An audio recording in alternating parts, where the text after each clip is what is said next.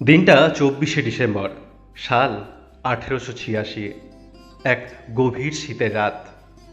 মহামানব যিশুর আবির্ভাবের প্রাক দিবস।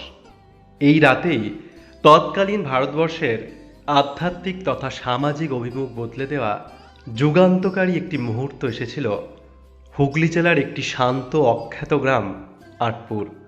ইতিহাস অনুযায়ী 1886 খ্রিস্টাব্দের 16ই আগস্ট কাশীপুর উদ্যানবাটিতে ঠাকুরের দেহত্যাগের পর এই দিন বাবুরামের মা অর্থাৎ বাবুরাম মহারাজের মা ওনাকে আঁটপুরের বাড়িতে ডেকে পাঠান।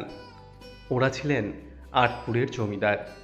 এই সময় সঙ্গে শুধু নরেন্দ্রনাথের থাকার কথা ছিল, কিন্তু ঘটনাচক্রের ঠাকুর রামকৃষ্ণের ষোড়শ দিকপাল শিষ্যের মধ্যে বিবেকানন্দ সহ মোট 8জন শিষ্য এসে উপস্থিত হন। আর তারপরেই ঘটল বাংলা তথা ভারতের এক ঐতিহাসিক মাহেন্দ্রক্ষণ। ধুনি জ্বালিয়ে বিরজা হোমের মাধ্যমে সন্ন্যাস নিয়েছিলেন শ্রীরামকৃষ্ণের অনুগামীরা।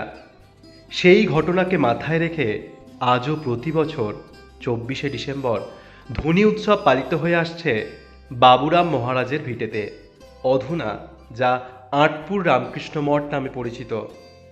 মহাসমারোহে আজও এই দিনটি বিশেষভাবে পালিত হয়ে আসছে।